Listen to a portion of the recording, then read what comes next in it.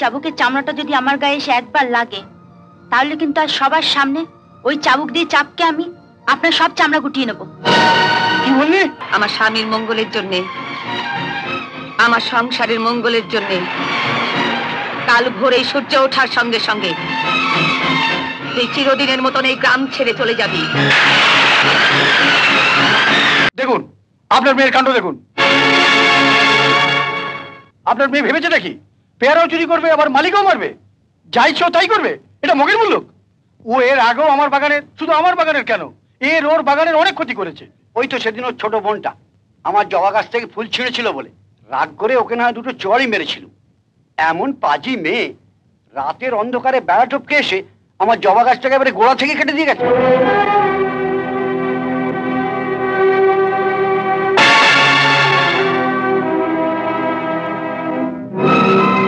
আজকে সবার সামনে আপনার মেয়েকে আপনি শাস্তি দেবেন। ধরুন এটা, ধরুন।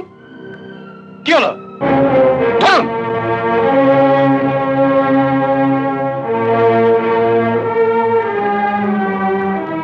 আপনারা নিশ্চয়ই চান আসল অপরাধী সাজা পাক। হ্যাঁ, ওই সাজা দেখবো বলেই তো ভূপতিবাবু আমাদের ডেকে এনেছেন।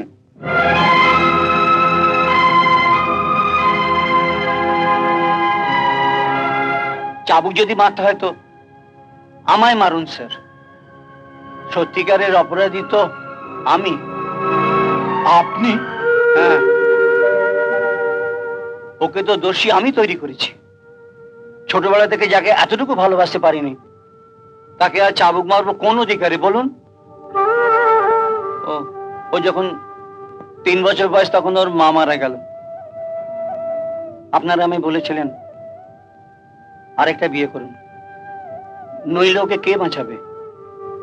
আপনাদের পরামর্শে আবার বিয়ে করলাম। ওর নতুন মা এসে কোথায় বুকে টেনে নেবে তা না।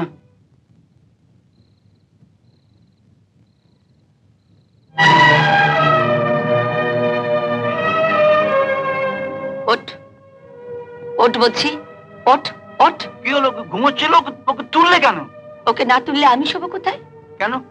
এই কদিন তো আমরা 3 জন একসঙ্গে এই চৌকিতে শুয়েছি। তা কদিন কষ্ট করেছি বলে কি সারা জীবন কষ্ট করে শুতে হবে নাকি? বিয়ের পর তোমার আত্মীয় স্বজনরা সব ছিলেন, তাই আমি মুখ বুঝে সব সহ্য করেছি। ওঠ হতভাগী, ওঠ ওঠ। ও তাহলে শোবে কোথায়? কেন? বাইরে অত বড় একটা বারান্দা পড়ে রয়েছে, কি করতে? ওঠ, ওঠ বলছি। বাবা, ঠিক আছে, তোমরা মা মেয়ে এই চৌকিতে শো, আমি বরঞ্চ। ন্যাকামো দেখে আর বাঁচি না। মেয়ের জন্য বাপ হয়ে বাইরে শোবে। চল বাবা, বাবা, তুই চল না। বাবা, আমি তোমার কাছে শোবো। বাবা, বাবা, চল আমি তুই। তোমার কাছে শোবো। তুই চল। বাবা, ঠিক আছে, আমি না বাইরে শুচ্ছি। দরদ দেখে আর বাঁচি না। মেয়ের জন্য বাপ বাইরে শোবে। চল বাবা, চল তুই। আমি তোমার কাছে শোবো। অভাগীর উপরে অত্যাচার তো চলছিলই, সেটা আরো বাড়লো আমার আরেকটা মেয়ে হবার পর। অভাগী, এই অভাগী, গোপার দুধটা কি হলো? অভাগী, যাচ্ছি মা। না না না না না, কোন সকালে কতগুলো বাসন নিয়ে কুয়োতলায় বসেছে, এখন ওর মাজা শেষ হচ্ছে না। না না না না, ষাট ষাট ষাট। তত চাঁচিমেচি না করে তুমিও তো দুধটা গরম করে নিতে পারতে। থামু, আমি যদি সব করবো তাহলে তোমার ওই বড় মেয়েটিকে গেলার জন্য বাড়িতে আছে? না না না,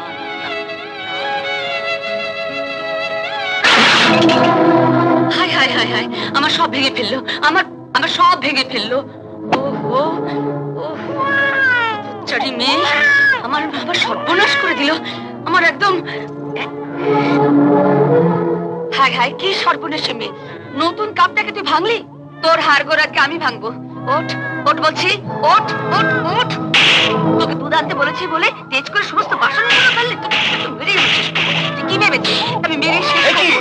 হ্যাঁ, তুই মারছো আমাদের, আমাদের মারছো কেন তুমি ওকে? কি আশ্চর্য! তুই কি হয়েছে? কি মারছো কেন? না না না না, লোক না মারবে না। কোথায় দেখবে পড়ে কি করে চোট লেগেছে কিনা, তাহলে তুমি এর সঙ্গে মারতে শুরু করো।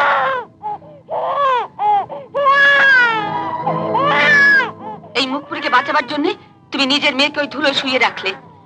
বাপ হয়ে তোমার বুকে এতটুকু বাজলো না? তোমাকে বিয়ে করার পর থেকে বড় মেয়েটাকে দিনের পর দিন রাতের পর রাত আমি ধুলোর মধ্যে শুয়ে দেখেছি। বাপ হয়ে সেদিন যখন আমার বুকে বাজেনি, আজ তোমার মেয়েটাকে খানিকক্ষণের জন্য ধুলোর মধ্যে শুয়ে রেখেছি বলে আমার বুকে বাজবে কেন? ও, এই মা মরা মেয়ে আরে আমার মেয়ে, এই দুটো তোমার কাছে এক হলো? হ্যাঁ, এক হলো। খবরদার বলছি, তুই ওকে ছবি না হতো বাকি। তোর জন্য আমার মেয়েকে ধুলো শুতে হয়েছে। দাঁড়া, তোকে আমি দেখাচ্ছি মজা। আজ তোর একদিন কি আমার একদিন।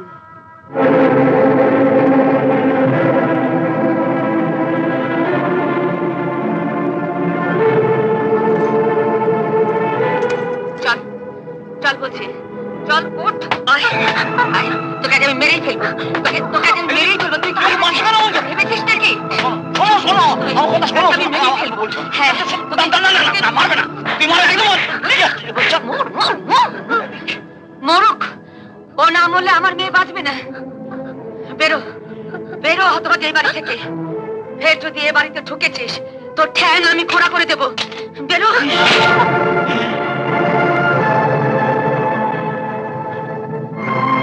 বেরো বেরো বলছি।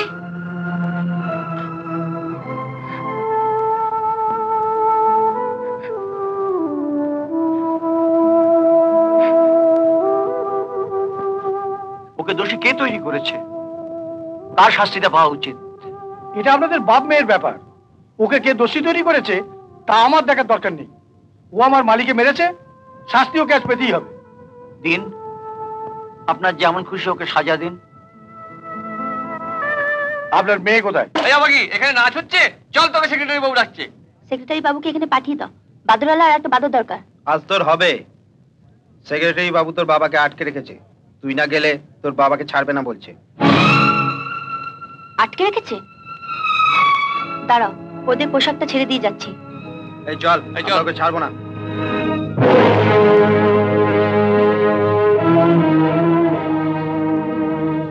তুই ওকে মেরেছিস? ঠিক হয়েছে। কেমন ভূতের মতন দেখাচ্ছে। যা, সবার সামনে গিয়ে ওর পায়ে ধরে ক্ষমা চা। যা। যাচ্ছি বাবা, যাচ্ছি। এত তাড়া কিসে? তার আগে ওর পট্টিটা খুলুক। পট্টি খুলবে কেন? বারে, ক্ষমা চাইবার আগে একবার দেখবো না ওর কতটা কেটেছে। যদি দেখি ওর অনেকটা কেটেছে, এই একটুখানি, তাহলে ওর পায়ে ধরে ক্ষমা চাইবো। আর যদি দেখি ওর একটু কেটেছে, তাহলে ওর হাঁটু ধরে ক্ষমা চাইবো। আর যদি দেখি আপনাকে দেখানোর জন্য নকশা করে ওটা বেঁধেছে, তাহলে বাবা আমি এখান দাঁড়িয়ে হাত জোর করে ক্ষমা চাইবো। না হলো ওটা। ক্ষমা চেয়ে আবার খেলতে যেতে হবে না। আমার বাবা দাঁড়িয়ে থাকার সময় নেই। তবে একটা কথা কাকাবাবু, আমি ক্ষমা চাইবার আগে ওকে টুক করে আমার সঙ্গে একবার বাড়ি থেকে ঘুরে আসতে হবে। কেন? ও তোর বাড়ি যাবে কেন? বিচার সভা যখন ডেকেছেন তখন ঠিক করে বিচার করুন। আমি ওকে মারার আগে ও আমার বোনকে মেরেছে, তাই আমি ওর কাছে ক্ষমা চাইবার আগে ওকে গিয়ে আমার বোনের কাছ থেকে ক্ষমা চেয়ে আসতে হবে। বোনের তো কোথাও কাটেনি, তাই হাত জোর করে ক্ষমা চাইলেই হবে। কি বলেন গায়ের মনুররা? অভাগী। তুমি চুপ করে থাকো বাবা, এটা কাকা ভাইজির ব্যাপার, তাই না কাকা? তুই তাহলে ক্ষমা চাইবি না? ক্ষমা চাইবো না তা তো একবারও বলিনি। কি বলেন গায়ের মনুররা? আমি বলেছি? তবে এটা ঠিক, ও আমার বোনের কাছে গিয়ে ক্ষমা না চাইলে আমিও বাবা ক্ষমা চাইবো না। চাইবি না? কাকা বাবু, চাবুকের চামড়াটা আমার হাতে আর কাঠের বাটটা আপনার হাতে। আমি ইচ্ছা করলে এক টানে ওই বাটটা আমার হাতে নিয়ে আসতে পারি, কিন্তু বাবা সামনে আছে, তাই আপনাকে একটু সম্মান দিলাম। নিন, ফিরিয়ে নিন আপনার চামড়াটা। তোকে আজ আমি... দাঁড়ান দাঁড়ান কাকা বাবু, মারার আগে একবার নয় 10 বার ভাবুন। ওই চাবুকের চামড়াটা যদি আমার গায়ে এসে একবার লাগে, তাহলে কিন্তু আর সবার সামনে ওই চাবুক দিয়ে চাপকে আমি আপনার সব চামড়া গুটিয়ে নেবো। কি বললি? এই কাকে কি বললি? কাকে কি বলে? কাকে কি বলে?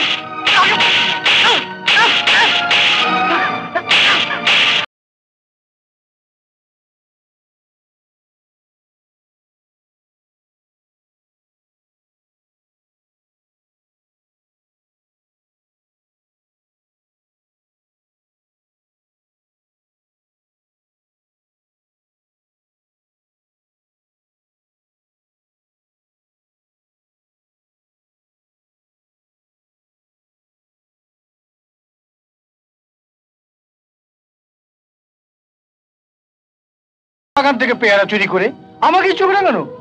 ঠিক আছে, আমিও দেখে নেব। কটা পেয়ারা নিয়েছি বলে রাতে একবার ঘুম হবে না যেন। নিন আপনার পেয়ারা।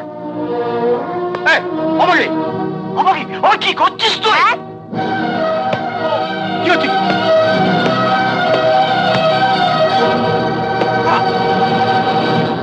আমাকে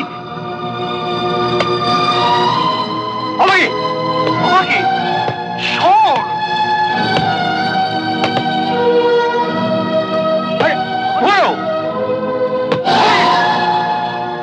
দেখুন আর একটাও পেয়ারা নেই। চলো বাবা। শুনুন ভুবন বাবু, আপনার এ মেয়ের আমি এমন ক্ষতি করে দেব সারা জীবনেও তা ভুলতে পারবে না। এই নিয়ে অভাগের জন্য গোপাকে গ্রামের লোকেদের হাতে কতবার মার খেতে হলো বলো?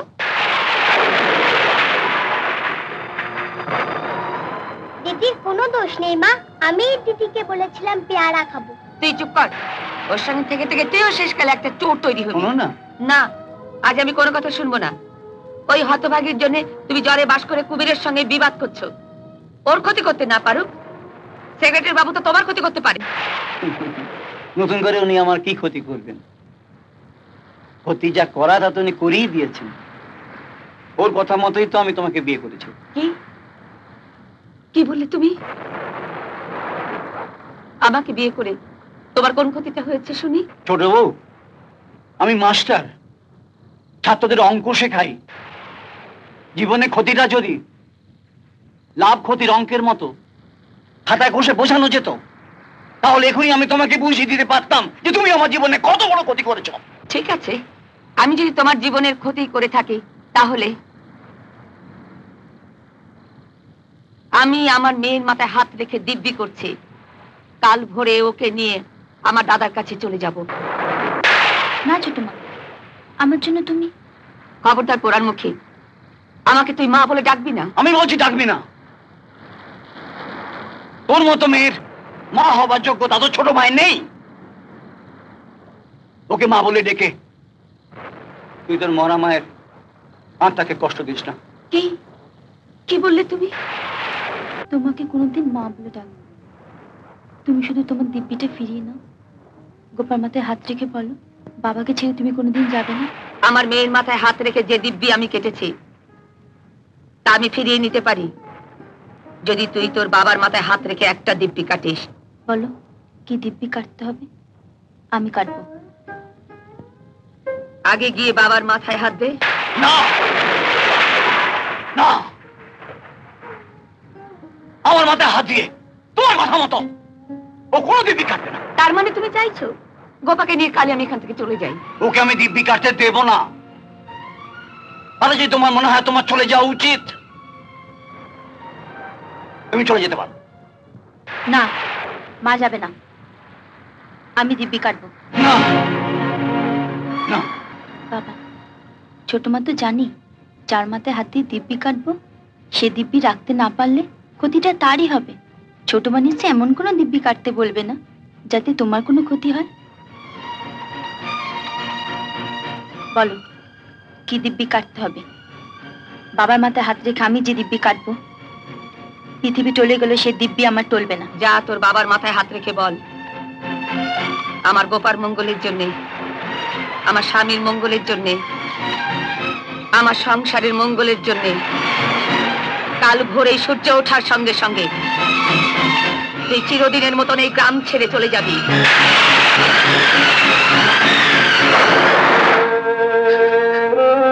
দিব্যি তুই কাটিস না দিদি, এ দিব্যি তুই কাটিস না।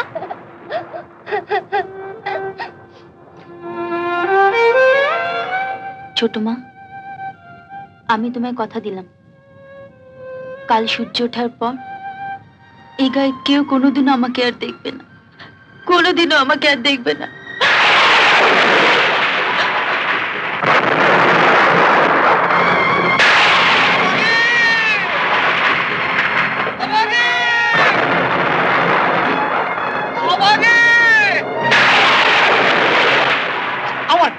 অভাগী কি দেখেছো? না মাস্টার, ওদিকে দেখুন একবার।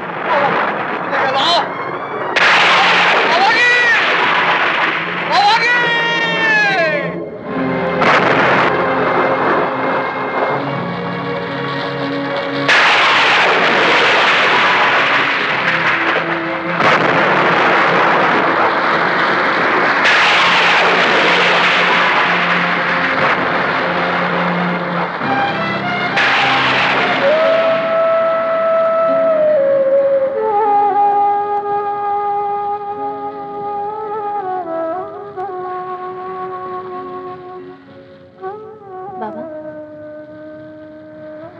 বাবা, হ্যাঁ? কোথায় তুই গেছিলি? তুই তোকে আমি কত খুঁজলাম, তোকে পেলাম না। এই ঝড় বৃষ্টির রাতে তুমি আমাকে খুঁজতে পেরেছিলে বাবা? তুই কোথায় গেছিলি? নবগ্রাম। নবগ্রাম? নবগ্রাম তো এখান থেকে অনেক দূর। এই ঝড় বৃষ্টি রাতে তুই একা একা নবগ্রামে কেন গেছিলি? আমার জন্য তোমাকে চিন্তা করতে হবে না বাবা, আমি আমার একটা ব্যবস্থা করে এসেছি। ব্যবস্থা? কিসের ব্যবস্থা? নবগ্রামের সেনগুপ্ত কাকু সেদিন কথায় কথায় বলছিলেন যে কলকাতায় যে তার দিদি থাকে সে কাজের মেয়ে খুঁজছে, নগদ 100টা টাকা দেবে আর থাকা খাওয়া, তার সঙ্গে বছরে 2টো শাড়ি ব্লাউজও দেবে। আমি সেনগুপ্ত কাকুকে বলে এসেছি আমি রাজি আছি। উনি কাল ভোরেই আমাকে কলকাতা নিয়ে যাবেন।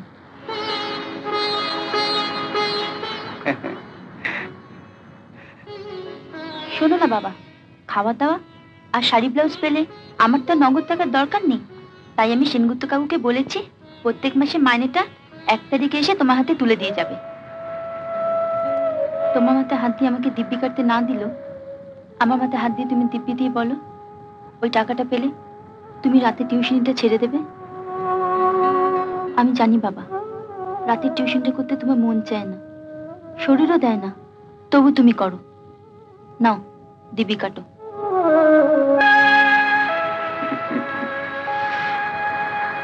বাবা হয়ে সেক্রেটারি বাবুর ঘরে না হয় 2টো চড়ই মেরেছি,